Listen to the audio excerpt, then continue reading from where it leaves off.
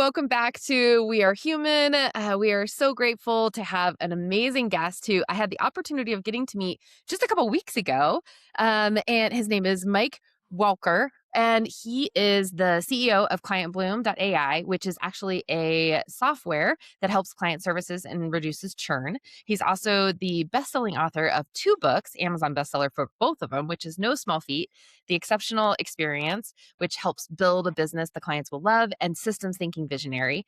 He also has a really interesting background that I'm looking forward to diving into. But I think the thing I'm the most excited about to have Mike with us today is he has this really cool combination of he deeply cares about the customer experience. The way he thinks about it is very much aligned with how we talk about we are human and how to build human experiences and human centered thinking. But he also has this business acumen where he thinks through efficiency lenses and what could be best for those entrepreneurial visionaries. And that combination is what I'm really excited to dive into today. So without further ado, welcome, Mike. I'm so happy you're here. And I'm really looking forward to today's conversation. Yeah, no, thank you so much. I've been looking forward to it all week, and it's been on my calendar. So excited to be here. Yeah, thank you, thank you. Okay, so the very first question I have to dive into. So, of course, in prep for this podcast, I did a little bit of research, and I always am looking through the lens of like what makes this person tick? Like how did they get to this point where him and I had this really great combination or connection with a shared values? Like what happens in someone's life to get to that point? And I was looking on your LinkedIn profile, and you're going to have to keep me honest here, but it said that you are a surfboard shaper for like 19 years. Is that right? Yeah, well, that was my And what first. is surfboard shaping? Yeah. I know. Yeah, from surfboards to software, people always kind of trip out on that. Yeah. Yeah, Yeah. it was actually my first instance of stepping into the world of being an entrepreneur. If you don't count, candy and cookie selling when you're a little kid on the street, but yeah, my first true business started out of my parents' garage. And at the time, I was a semi-pro surfer and traveling a lot, and that was kind of my job basically. And so I started building boards just for myself. It wasn't a business decision at all. It was just something I wanted to do because the person I was getting boards from, my sponsor, he ended up moving to Australia. So I was like, well, can't get boards off retail, off the shelves because they're too expensive at the time. So I started building my own, and organically it just grew word of mouth. And over time, friends started ordering boards and their friends started ordering boards. So by the time I got out of high school, it was like a full blown business. I thought, I guess I'll just do this. So just no idea what I was doing. But yes, and that was 1996 when I started. So I'm dating myself here. And it grew into like an international brand. We launched a clothing line off of it, a swimwear line. It was traveling all over the world with distributors selling boards and clothing and everything in between. And yeah, it was a wild ride. I still have the brand actually, but I kind of put it more into like a hobby status just because I love doing it, but the margins are kind of weird and not exactly what was indicative of like living the life we wanted to as a family. So, but yeah, and then the 2008 crash, that really hit my business really hard. As it did everybody, obviously. And in the out of the ashes of that recruiting agency, had learned a lot about sales, service, dealing with people, and all the things of building a brand. And there's a lot of people around me that I realized, wow, these people need help. And so I started consulting, just helping friends and people in my surrounding area to help get their business back on track after the recession. And I just really loved it. I just really found it a very creative outlet. Every business is different, every strategy, everything that they're trying to do is different. And so that exposed me to a really broad range of industries. So brick and mortar, Mm, e-com, digital sales was just now kind of coming online because, websites and stuff started actually happening, in 2009 and beyond.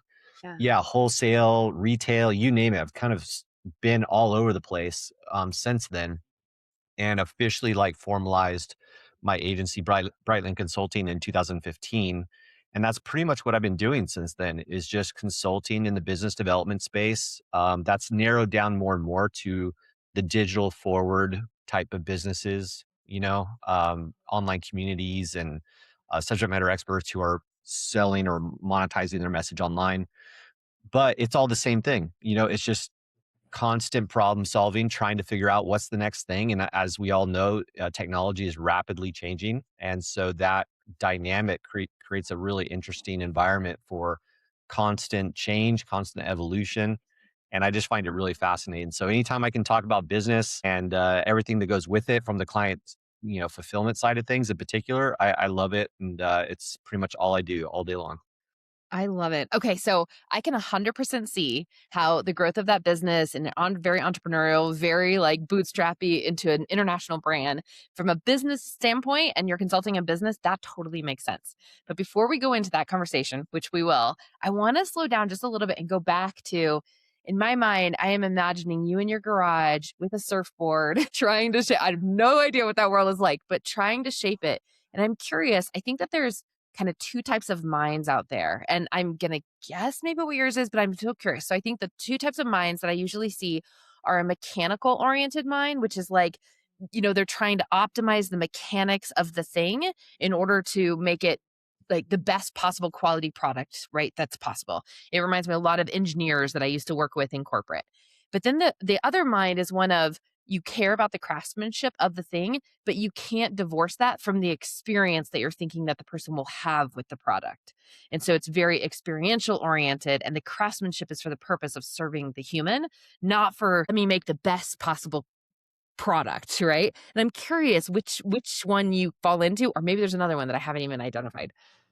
Yeah, that's something I've had to be in a perpetual state of self-discovery on for sure, because I definitely have an engineer mind, systems thinking, very analytical in that perspective. But I'm also, in a lot of cases, an artist. In fact, Mhm. recreationally, I paint as well. So like I have this kind of duality happening. The person that I think I associate most to in that regard is actually Steve Jobs. If you read about Steve Jobs, he had Yeah. very much the same brain where he was Yeah. emphatical about the art of the product, to the point where Mhm. the color of the screws inside the computer mattered.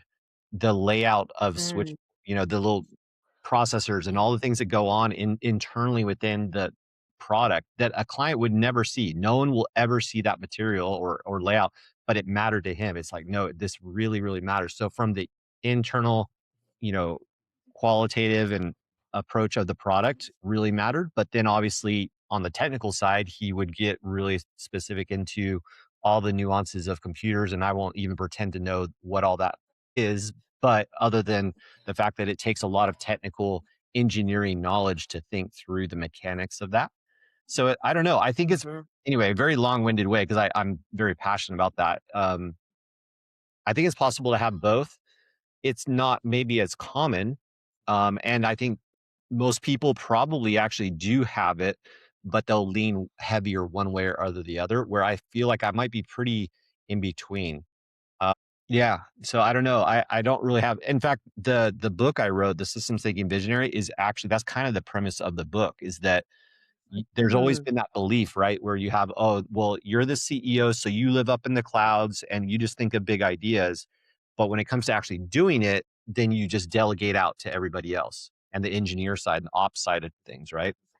Which is true to a point. You want to leverage everybody's strengths for sure. But I think it's a misconception or it doesn't do justice to the vision if the vision can't be clearly communicated to the operational side of the brain. And so that's the You disconnect. are Visionaries are speaking so much to my heart const right now. I love this. like they're constantly frustrated because they're like, you guys don't get it. Like you're not building it the way Mm. you're not, creating this vision that I have in my mind. But they confuse talking for communication. Those are not the same things. And so Yeah. as a visionary, I think it's really important to learn the language of systems so that you can clearly convey your message in a way that the other brains in your organization, the ops side, the people that are actually going to be implementing it, understand it. Because when we say a Mhm. word, they might be envisioning a totally different thing. If I say the word dog, you instantly have an image in your brain. I don't know what that image is, but I have one. So when I say dog, I'm assuming it means a Great Dane that's like nearly 6 feet tall. And you're like, no, I'm thinking of like a little teacup poodle in my hands. They're both dogs. Yeah. So if we're just talking dogs, there's massive separation in between the understanding of what that actually means. And as weird of an analogy, I guess, as that is, I think it's really important as visionaries and people that are leading organizations to understand that what's between our ears conceptually might not be the same thing as what our team is hearing. And so I think that's what's forced me to try to flex both of those muscles. And just like anything, if you actually work out a muscle, it gets better. And so when visionaries all of a sudden are kind of confronted with the idea, maybe I do have to be responsible for communicating, being involved on some level with the systems and the actual implementation of things, even if it's not my comfort zone. I don't like getting in the weeds, but I think it's probably important that you understand what they look like. Then all of a sudden you have a much more cohesive organization, and one that ultimately, kind of to the premise of this entire conversation, delivers a better experience for the client because now you have the vision, the big piece that takes the company forward, but it's actually being implemented at the ground level in the day to day. And I think that's Mhm. a skill set that's becoming more and more needed nowadays than ever, just because of the realities of the marketplace and what it takes to stand out. Yeah. Well said. We have a saying here on the show that often comes up, and it's that it's kind of baked with love. So it's this concept that the energy and the attention and the communication and the collaboration that went into a product is felt by the end customer. Kind of similar to an amazing master chef, right? That puts all of his love and his attention into a dish. It is felt on the other end. And I think that's ultimately what Steve Jobs did, and it sounds like what you do too. And that is that the intentionality that you put behind the product and the experience with the product is felt on the other end. And that is a team effort, and the energy that goes into that is felt, is oftentimes what we talk about on the show. So it Absolutely. sounds like that's very true for you. Yeah. Okay, so the other thing that's really cool as you're describing it, just your how you think and view the world, it almost seems like your books are the two sides of that. So the exceptional experience is one where you emphasize the importance of strategic relationships and that the client service person is very focused on making sure that the end customer has that level of progression that's expected, but it is a very symbiotic relationship, not one of a power differential, is at least how I'm interpreting your book. And it's very much focused on that exceptional experience, not in a reactive customer support way, but in a proactive, let's mutually beneficial, help you, help us, right? But then the systems thinking, it sounds like, and I or the visionary, the systems visionary, I'm actually really looking forward to reading that now. But and that sounds like it's more the other end of like, how do you actually then make the products that create the exceptional experience with infusing that visionary into it? Is that, do I have that right? Yeah, you're sharp. Yeah, you picked up on it. It's basically a bookend of the equation, which is, like you said, the exceptional experience is building a business your customers will love. The systems thinking visionary is about building a business that you love. And it's a lot Oh, easier to yeah. build a business that you love if you're passionate about the vision, but the vision's actually going to implement it. It's one thing to have the vision in the mind, but then bring it to market is usually where a lot of really brilliant ideas die. And that's because Mhm. they don't know how to effectively lead a team. They don't know how to communicate and all the things in between. And so that was kind of the solutions being presented in both books. Yeah, and both are so important in order to have a healthy relationship between these 2 entities, the client and your business, and so I love it. Okay, so I'm kind of, not mad at you, but so Joseph Pine's book, The Transformational Economy, comes out. It's literally being delivered to my house today, and that was my weekend reading, but now I'm gonna have to put the systems thinking visionary onto my nightstand as well. So Uh, thank you for right that. on. Yeah, there's a lot of really cool like downloadables that go with that book. Some thinking processes, and one of the ones that my Ooh, I've nice. gotten a lot of really good feedback from is called the Quantum Decision Matrix. And it's a Oh. thinking process that allows you to think, get away from just binary thinking. Should I go left? Should I go right? Should I say yes? Should I say no? And it's actually a Mm, way of looking, playing, that proverbial 3 or 5 dimensional chess versus checkers, or just, again, binary thinking. So I've had a lot of people use that tool to come up with some really radically different ideas than what they thought they were being presented by the market or by whatever challenge they were facing. So yeah, give it a go. I'm pretty proud of that book. It was a labor of love, that's for sure.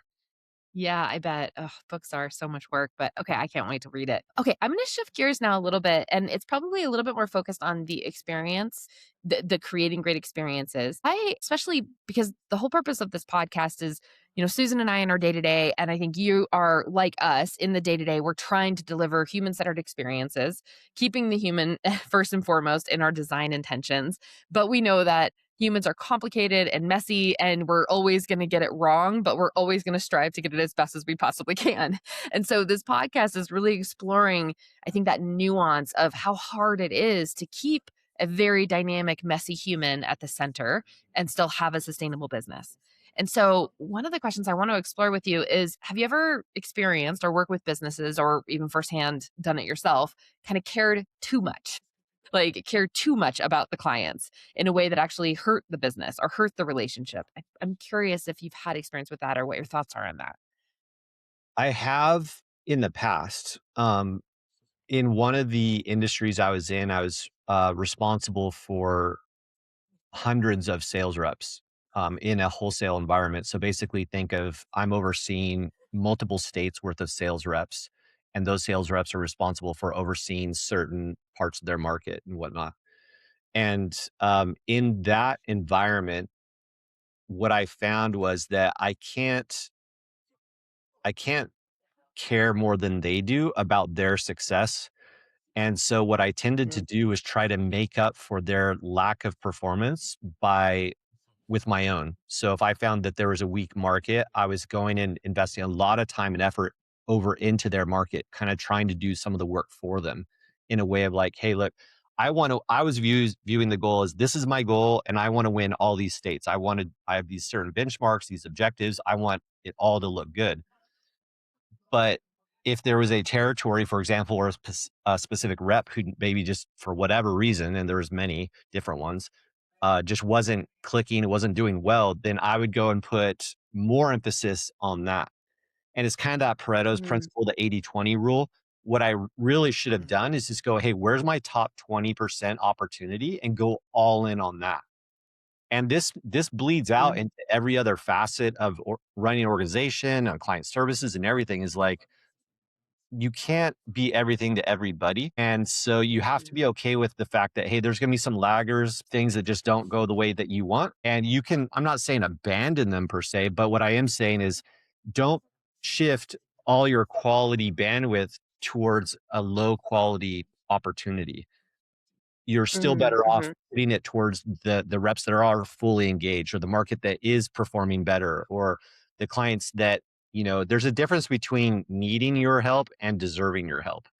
And I think that's yeah, one thing that I didn't understand as soon as I would have liked, especially in dealing with people, is that, just because they're demanding of your time, attention, whatever, isn't the same as them deserving it. There needs to be some like two-way street, like a shared respect or um, yeah, translation between efforts so that they understand, hey, look, if you take a step, I'll take two steps. And that's kind of what over time learned was, okay, I'm going to make it very clear that I'm going to go all in on them, but they have to move first. I can teach them what to say and mhm, how to say it. I can teach them what to do and how to do it, but I can't teach desire. Like that's got to come from mhm, internal. And so this mhm, permeates over into the employee side too. And one of my favorite questions ever to ask is, "Hey, what does good look like to you in your role?" And then mhm, just zip up mhm. and let the words Wow. come out of their mouth because it's pretty eye-opening what will happen sometimes. You're like, "Wow." And it could be really, really good, like things you haven't even thought of, or it could be a huge differential between what you view the position to do or what they need to be doing and what they think they should be doing. And again, this all goes back to just because we're talking doesn't mean we're communicating. Very different things. And as leaders, we have to get better about, listening more than we're talking. God gave us two ears and Mhm, one mouth in that ratio for a reason. And so it's one of those things that we have to get better at, I think. And this again translates down into the client experience too, and being really aware of what client base, what market is deserving of my all in attention versus trying to serve everybody.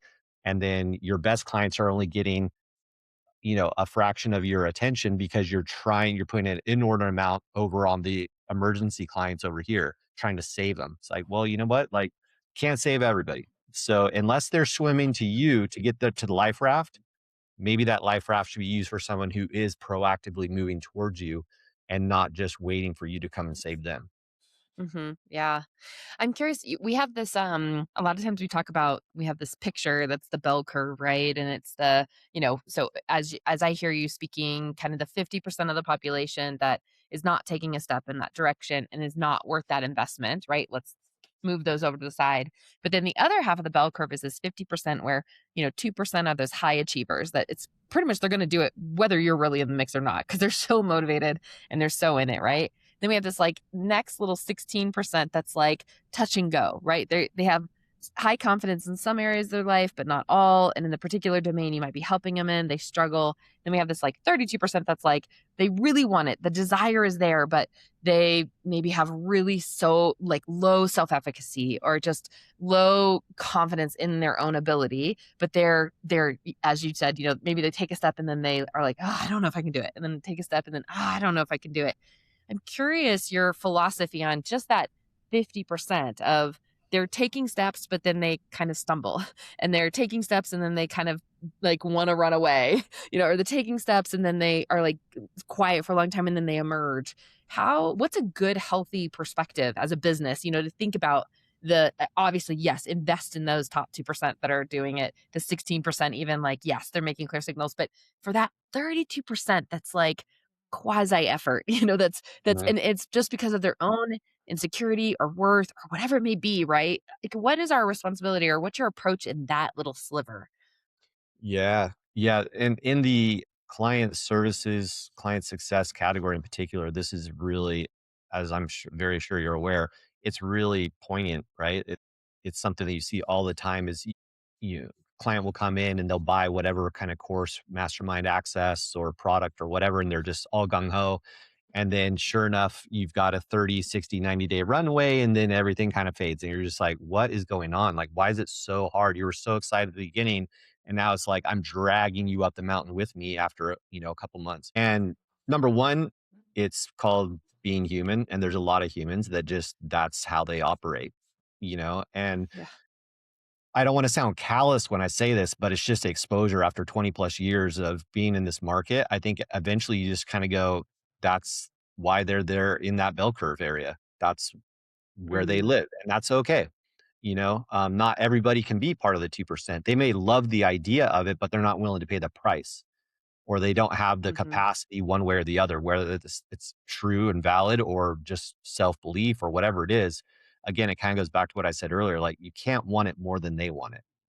And so as long as you're Yeah. providing what you promise at the point of sale and encourage them along the way and make it available to them when they're ready, the best thing you can do instead of trying to drag them up the mountain with them is actually to keep going forward and then turning around and showing them, look, if you if you follow my footsteps, this is where you'll be.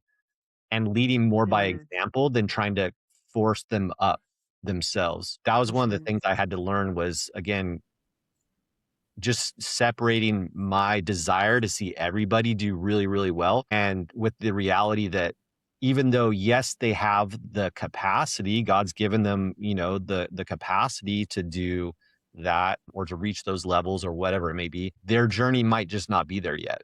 Maybe that's just part of their journey. And again, you don't want to give up on people, but you also just there's a reality factor that that's why they are in that segmentation of the bell curve that you're talking about is because that's how they operate in every capacity of their life. If you looked at their exercise schedule, if you looked at their water intake schedule, if you looked at their sleep schedule, if you look at their family dynamics, all the way back to their childhood, you could root it back into areas of their life that don't even have nothing to do with business, but it's like the DNA of their thinking and it permeates across Mm, everything they do. And that's why especially in like any kind of high ticket or high touch environment, I think it's really, really important at the very beginning of that relationship to spend time on identity. Like, hey, look, you're interesting. excited to be here. You've seen the potential, but there's a reason why you're not already here yet. And that's because there are things that are lacking and being really brutally honest up front. Like, hey, you said you want this. Well, that's the easy part and now you've paid money to get access. That's a little bit harder, but you know, that just takes a little bit of effort on your part. But at the end of the day, there's a reason why you're not already at the top of the mountain. That means that there are things lacking, whether it be strategy or otherwise. There's reasons why you're not there. And to get those problems solved is going to require really hard work, and really For set the tone up front that it's going to be hard. If you truly do want to get into that 2% category of the bell curve, that you're really succeeding to your full capacity, you're going to have to do things you've never done before. And that's going to be sure. really, really uncomfortable. And I think that's kind of the nuance, when that transition from the sales, what I call the dating phase of a client relationship, Mm, to the we're now married phase. They said yes, and you put the ring on it, and they gave you the money, and here you go, right? There's not a clear enough transition between that dating phase and the marriage phase where it's like, okay, you've yeah, now made a commitment. Now let's talk about what that actually means. I think because yeah, sales teams don't want to scare people off, they don't talk about that enough. And so then they're immediately thrown into the marriage phase without the mental preparation of how much commitment this is going to take. Again, this yeah, is going to vary in, application based on what the industry is and the products and services, but the point still remains the same, that any kind of transformation on a client's part is going to require them to do things they haven't done before. And conceptually, that's mhm, easy to say. It's a whole lot different to do, especially on day 45 when yeah, the shiny object syndrome is worn off and they're real in the realities of what it means to have to get up at 4:30 in the morning to go to the gym when they just really, really don't want to. It's literally a changing of identity. And that's something that yeah, too many coaches, consultants, any service really relies too much on motivation and the mhm, desire to get to the next thing. They rely too far on that and not enough on identity and, that whole like why power, like the thing that draws them forward instead of motivation being a push force.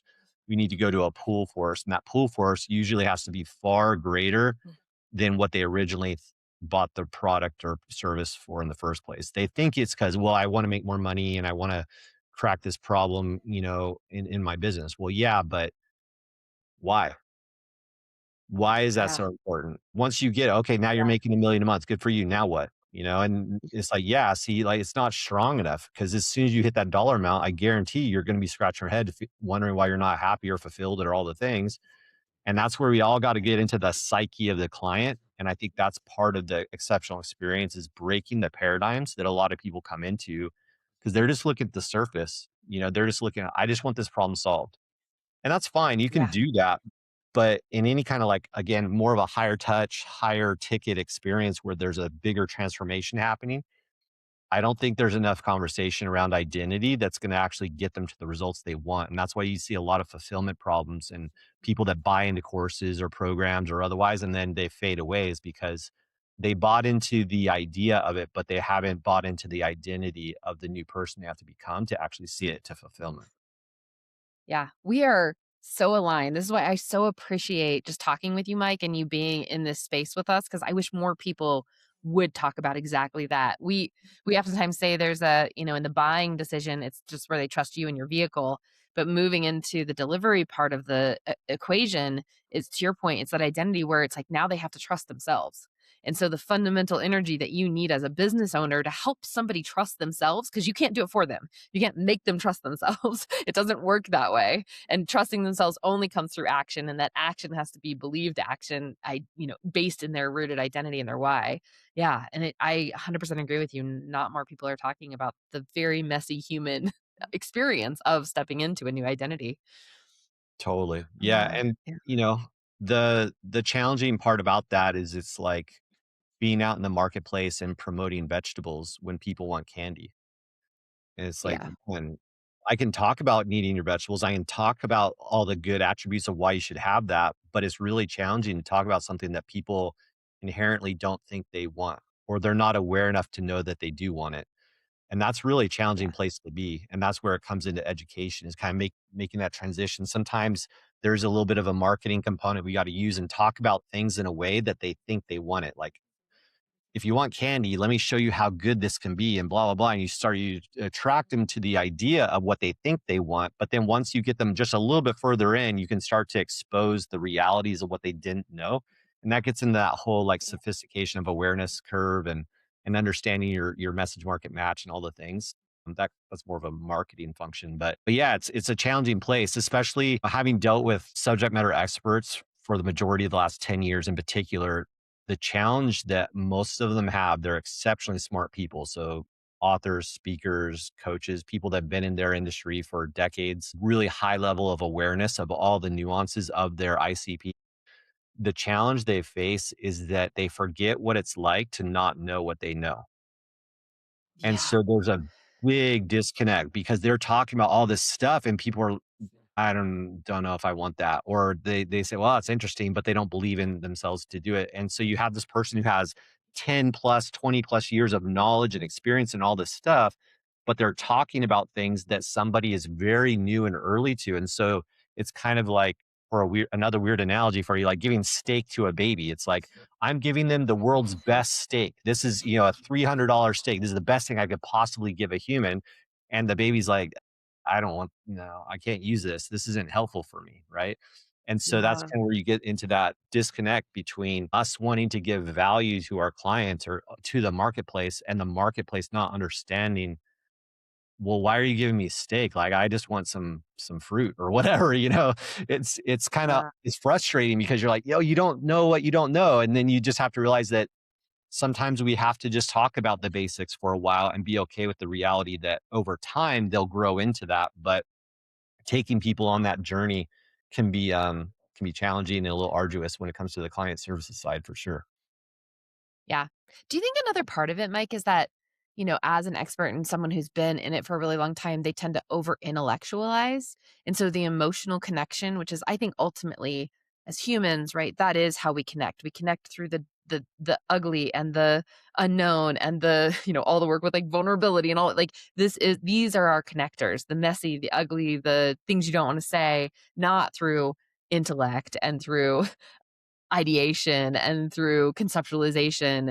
This is my sense of it, but I'm curious. I know I have a bias towards that as well. So I'm curious your thoughts on just an emotional connection.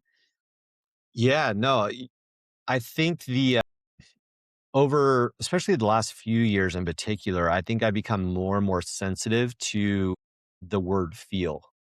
How does it Mm, feel to be mhm. a customer of ours, right? Like, and so it was literally one of the foundational premises of the book, Exceptional Experience, was the idea of how does it feel to be a client in your environment, and really putting a highlighter across that word because as humans, we make decisions emotionally and then we back it up with logic. And so what I Yes. think happens a lot in organizations from a fulfillment perspective is that their client services and ops team are doing things in a very systematic, formulaic, measurable way. They're trying to create consistency through systems, which is good. You do need that and want that. But sometimes in that language, the feeling, the emotional part can get lost. Or the inverse is true. You have a client services manager whose personal traits and skills are very empathetic and very human orientated, and they get really involved with the client, but the details fall all over the place and they never know what's going on. And they're just so tied to the relationship that there's no system in place or kind of a force mechanical movement of the client going through any kind of process. So you kind of get this duality thing happening where it's either one or the other. And I think when you're Yeah. on a client fulfillment side, it's important to understand in the hiring process in particular, who is running this from a client services and fulfillment side? Who's the one running this? Where are their biases? Where do they default? Are they more systems orientated or more just emotional and connection orientated? And in the book, I actually have a hiring kit, a CSM hiring kit that I put in there for Yeah. people because it was such a critical role to bring in, right? When you consider, say we're the visionaries and founders and the the CEOs of this organization. So we have this very clear vision of what we're trying to produce. But at the end of the day, it's the CSM, the client services manager, interfacing with our client. That's the company to the client, that person, whoever the CSM is, when they think about corporation X, whatever it is, they immediately think of that relationship, not us. So it does matter, but not as much, right? About what our vision is or what our beliefs are, our mission statement of what we mean in the marketplace. What actually matters is the relationship between the client and the CSM. And I don't think that Mhm. role gets as much credit as it should.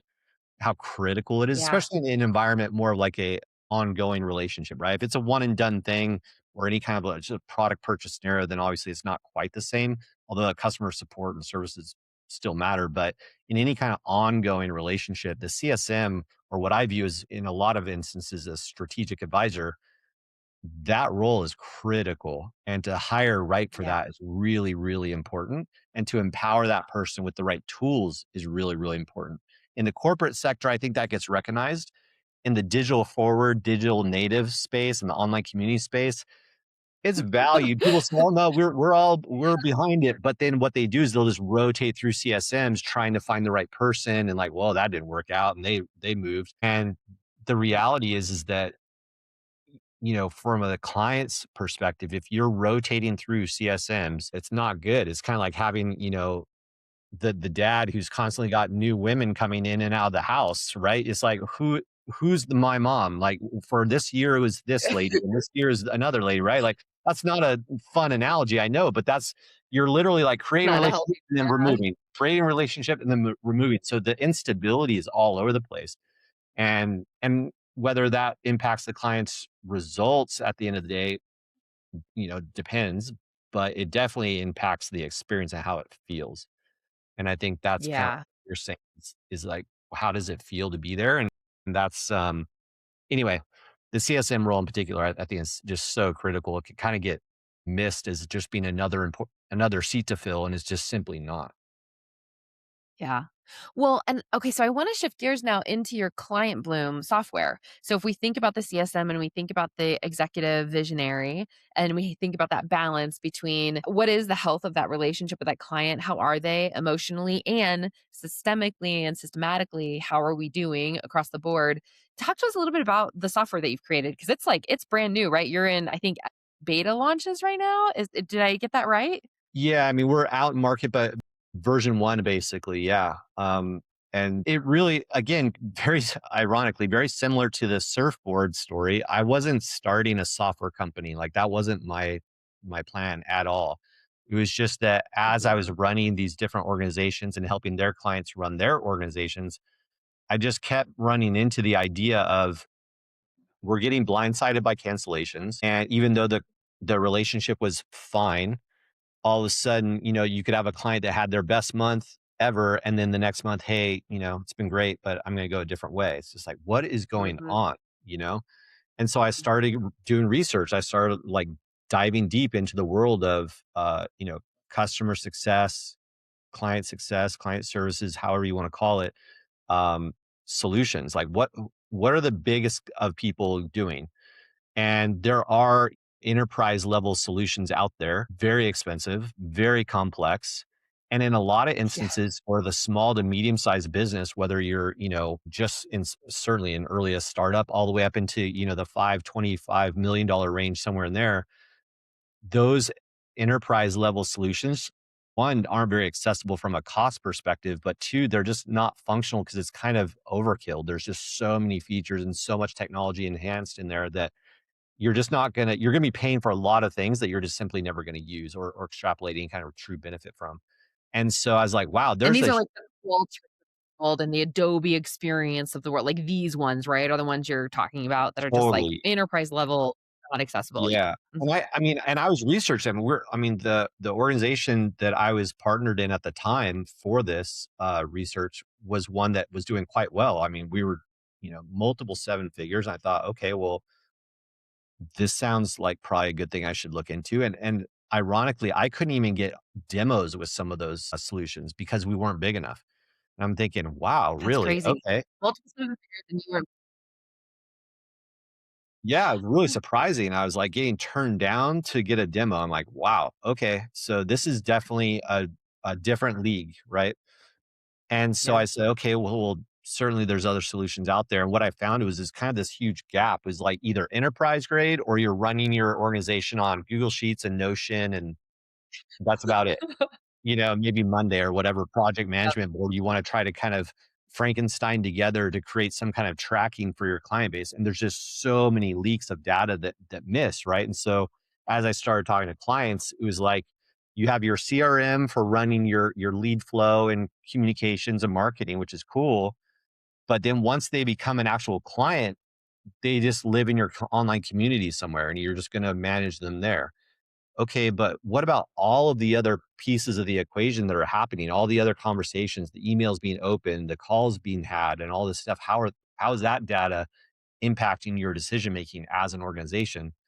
And so I realized again, well, I guess I'm just going to build it because there's not a solution. We were running on a pretty elaborate spreadsheet, what I call the dashboard tracker that I had created in Google Sheets, but no one else in the world would want to look at it and because it's just so much data in there and it's just overkill for most people. So from a Mhm. organization perspective, it wasn't something I could share with the other executives on the team because they wouldn't even know how to interpret it in any kind of meaningful way. And so we were just kind of Mhm. reliant on me using this Frankenstein of different platforms and tools to try to come up with something that would allow us to track our relationships better. And so I just said, I'm just going to Mhm. create Mhm. what I need. And then over time, clients, Yeah. very similar to the surfboard, start asking, "What are you doing?" I'm like, "Well, I'm actually building this tool to do that." And "Oh, we need that." And so it just kind of, again, organically grew to where we are now, where I guess I have something that what the market needs, and so we're going to put it out there, and that's kind of what we've been doing. I love it. And so in that, and in the vein of just this podcast of keeping the human-centered approach to everything, how do you keep that, the few customers that are those, like, they're trying to make efforts, but they're struggling, like, how do you keep that at the forefront in interaction with Client Bloom? And, like, how do you raise that awareness for that attention when they need it, yeah, at the time that they need it? Yeah, totally. From a technical perspective, it comes down to segmentation, understanding, basically tagging your client base in a way that we have to understand that it's not a, you know, situation where you can just say, "Oh, well, if this happens, then do this." And that's where a lot of like SOPs and internal processes miss the mark because they say, "Okay, well, if someone hasn't opened their emails in the last 2 weeks, then do this protocol. Here's the playbook to go and act." Well, that sounds good in theory, except that that's assuming that every single human in your client base thinks and feels the same way and operates the same way. Well, so what happens is you have these like activity scores or whatever is being used, green, yellow, red, or whatever. But then that's assuming that everybody operates on the same baseline. So a way Mm, of kind of elaborating on this would be, you can have a client who's on every call, who's opening every email, who's constantly posting questions inside your online community. You think, oh, this is great. This is someone who's really engaged, right? So they're a good quality client. The reality is that same person, that maybe that's true, but it could also be that that person's 1 month away from canceling and they're just actively trying to use everything they possibly can out of a sense of panic or that they're not getting the value, right? And so you look at usage as a quality metric, but it might not be quality. It might be out of desperation or frustration or otherwise. And on the other side of that, you got someone who's not attended any calls, never opens emails, has barely responded to any of your text messages, but they're crushing it doing 8 figures and they're just busy. And they don't really, the only reason they're in your program is because they want to be able to touch base once a quarter and just kind of have a sounding board with you. And they're never going anywhere. mhm, They're in for life. They're like, yeah, this is great. So you can't mhm, associate it, engagement as, oh, that means they're doing good because it's not the same for everybody.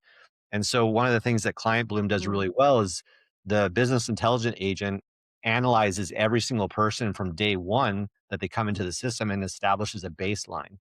And it's looking for deviation off mm, their baseline. So someone could come in, it's like, okay, so when Mike comes in, he barely answers emails. He'll respond to a call every once in a while. When he does jump on Zoom, here's the analysis of that call. And it just creates a baseline for me. Now, it won't warn the CSM or the users of the software if something's good or bad unless it's a deviation off that baseline. Someone else comes in and they're super mm, engaged for a while, and then all of a sudden just starts falling off a cliff. Whoa, something's different, something's changed. Now, maybe it's a good thing. They're on their, wedding anniversary to the Bahamas. Okay, cool. Well, now there's justification, but at least you got to notice that there's been a change in activity here. There's been a change in status. Now go look at it. And as CSMs, we can do that for a while, but if you're trying to do that across hundreds of relationships like I was, all at the same time, it just simply doesn't work to say, okay, if this happens, then do this. And then if this happens, do that. It's not a binary decision tree. It doesn't work.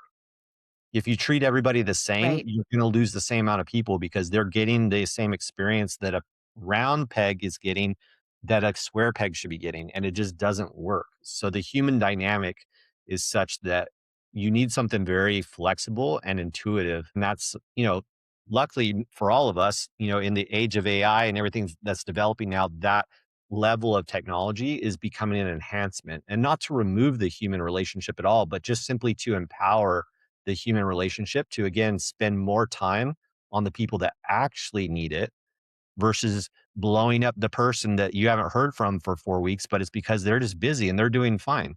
But if you don't know that, if you Hmm. can't interpret that data in a way that's contextual, then you're spending too much time chasing someone around that just simply doesn't want to be chased, and spending an inordinate amount of time on people that, you know, probably don't need it.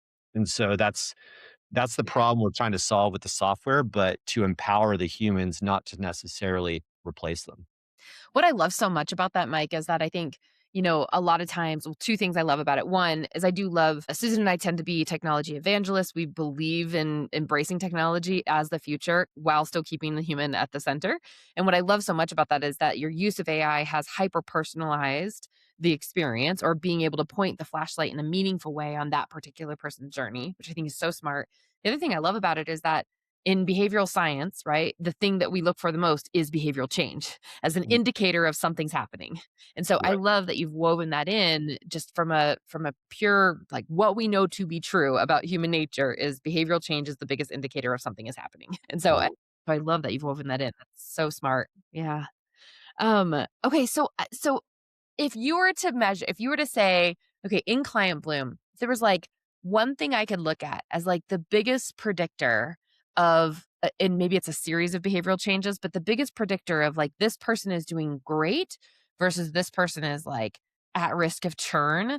What is that? What is that? Is it the series of behavioral changes, or what is that in your mind and in your software? Yeah, pattern recognition for sure. That's the hardest Mm, thing to interpret. When you have, again, hundreds of clients or even just dozens of clients that you're trying to monitor, the nuances of those patterns is very hard to pick up. I'll give you one really cool example, one that I honestly yeah. didn't even really think about until the software made it prevalent. So we had an instance where one of the platform users, one of our clients, was using the software and they kept getting a notification that their customer, Joe, we'll call him, kept opening up the contract email that was sent at the beginning of the relationship, like months previous. So that contract email had been sitting in their inbox. It got opened 6 different times in a course of like 24 hours. And so they kept getting the notification that Joe has been opening up the email. And they're like, we haven't sent Joe an email. What's going on? And they're looking at it and they're going, he keeps opening the same email. Well, which email is it? The contract email. Guess what happened the next day? Joe called and said, hey guys, I think I'm going to be canceling. I've been, working on things and blah, blah, blah, blah, blah. And I was like, holy smokes, that's a signal. When people start opening that one Yeah. email, that's kind of interesting. What are they doing? They're researching the relationship. They're going back, trying to get some data on like, what did I commit to and all the things, right? Now, that's just a Right. fractional one off experience. But if you can imagine, cool, now you train an AI on that thing. If email number one of the Mhm. relationship keeps getting opened and opened again and again, trigger a notification. Maybe it's a glitch. Maybe they're just looking for something. I don't know. But that's just one very small example that if you can extrapolate that across every relationship for the future of your organization, now you know there's a micro playbook that's been established for this one-off little instance that someone could do that you don't have to now worry about because it's going to see that. Just that alone is like, okay, Yeah. now imagine that compounded across hundreds of different patterns or behaviors or things or action steps that someone could do in a client relationship. Now you realize, like, wow, this is the power of having analytics or what we call predictive intelligence built into my organization because now I'm being notified of things that I wouldn't necessarily even pay attention to. I know I wasn't looking to see, did Joe open an email today 6 different times? I wasn't looking for that. How would that even get picked up, you know? But Yeah. now that you And how have would a you know to look?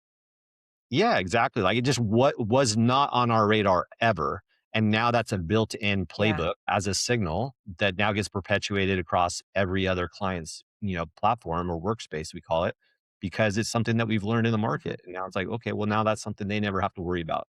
And so I'm just excited about that level Mm, of pattern recognition that's just it's literally getting smarter as we're talking right now, and that's getting propagated yeah. across the platform, and so it's really cool what's gonna be possible, and again, ultimately, allowing the human to spend more time being human instead of a data processor. Yeah, Yes, that's exactly what I was gonna say. Yeah, we talk a lot about like, I think AI will actually help us be more human in the long run, and that's what I hear when I'm hearing this story is like AI pointed the direction, but now I can go in and be really human with Joe to be like, "Hey, Joe, everything okay?" And just tune in, human to human. Yeah, I love it. totally. Sorry, I cut you off. I got excited. Finish your thought. Yeah, it's really exciting time and where we're in, and what's possible, and what I'm really Mhm. proud of is that this level of technology is becoming accessible to the small to medium-sized market that deserves it, that needs it, that is gonna make a meaningful difference to the bottom line every month. I mean, probably as good as anybody that the level of churn that businesses are experiencing and what that actually means. They're like running a treadmill, not a business. So if we can Yeah, solve that or at least mitigate against it, then I think, we're doing something good in the market, and that's fun and rewarding for sure. I love that. Okay, we're coming into a close. I have 3 rapid fire questions for you, Mike. I've just so enjoyed our conversation today. So, first rapid fire question is if there was one emotion that you could have both the business owner feel, and they could be different, one emotion for the business owner and one emotion for the client, what would that one emotion be that you would hope would be present in a thriving experience on the customer side and business on the business side? Optimism, Oh, optimism, that's a good one. Yes, I love because it. people will Okay, second yeah. Oh, yeah, no, it's rapid fire, sorry, keep going. No, no, no, go ahead, go ahead. Go ahead, tell us, tell us. Well, I say that because especially in light and I think this will serve everybody that watches this, is that when it comes to clients, we have to remember that clients don't stay for what we did for them or what we just got done. They're staying for what the promise of the future is with you. And so that's where Mm, the frustration gap happens is like, why what do you mean you're canceling? Like, look at how good we did. No, you're right. No, everything's been great. Thank you. But we're going to be moving on. Why? Because the human brain craves novelty. And unless you continue to paint what the future looks like, paint a better picture, a more promising future, a more optimistic future, they will leave because something else has caught their attention. And so I think it's really important for people to understand that if you do have any kind of environment where you're in charge of or overseeing an ongoing client relationship, to not focus on today and certainly not yesterday's accomplishments, but keep focusing on what's it look like 90 days from now to be a client. How's mhm, that feel? And if you can paint the promise of a better future, then they will stay. And so that's where I think yeah. optimism is a really good thing to have because if they're optimistic about what it's going to be like to be with you 90 days from now, then you won't experience so much churn in your business. I love that, and I love that so much more than, like, net promoter score. Let's do the net optimism score. I Yeah. love that. Okay, if there was one podcast or resource or book, aside from your own, that you would give somebody to just start getting better at having that human experience at the forefront and also still being the visionary entrepreneur that you might be, what is that resource that you would wish everybody would know about? I would say go engage with their favorite brand and just see what Mm, that feels like. If it's Nike, then go and mhm. try geek out on Nike and just see how far down the rabbit hole can I get into the world of becoming a Nike freak or whatever, or Samsung or Android or iPhone, Apple, whatever. Like just go geek out on a singular brand and see what you experience and what comes back. And I think that can be a really, number one, educational, and two, it will allow you to feel the experience, not just learn it from a book or not just learn it from watching a YouTube video, but actually feel it and experience it firsthand. Don't just look for what they're doing, but how they're doing it and the way that you feel as you're experiencing it. I think that would be really good. Mhm. I love that. I love that. Okay, last rapid fire question we ask for every guest on the show, and that is in your day to day life, being who you are, how do you stay human? Remembering, just always reminding myself that everything we're doing and trying hard for all the goals and everything, you know, ultimately have a ripple effect throughout every life we touch. And so that client Mm, experience that you just delivered, well, yeah, you help them make more money. Good for you. But you know what that actually did? It built their confidence. And you know what that built confidence did? It means they had better conversation with their family that night. And that better conversation with that family that night meant that their daughter felt more connected to them. And that daughter went to school the next mm, day feeling more loved and cared for.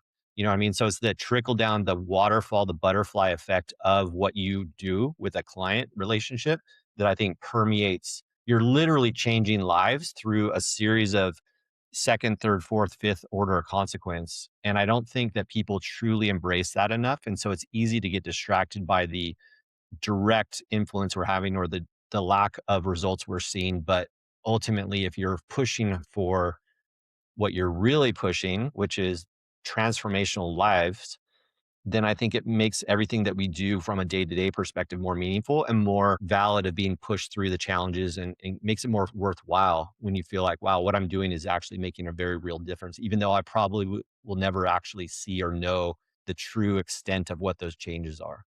yeah. Oh, I love that. That's beautiful. Oh, I love it.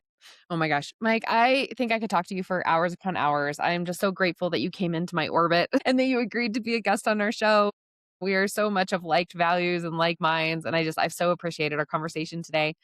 If other people also want to just follow you or know more about you or get into your world, where would you advise them to go? How do they find you? Yeah, probably the easiest would just be going to my personal website. So mikegwalker.com. Mikegwalker.com is kind of like the central hub of everything I do. It touches all the different brands. And I think that that's probably the easiest and best place to start.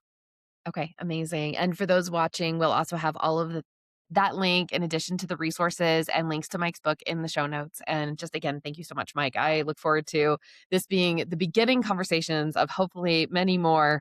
And I can't wait to see your client bloom take off and just learn more about the trajectory of your impact in the world. And thank you so much for being on the show today. I appreciate the invite. This has been awesome. So, yeah, anytime. Thank you very much. Thank you. Thank you. All right. So that will wrap up today. As always, stay connected, stay human. Thank you for joining the show. We so appreciate you being here. Have a wonderful day.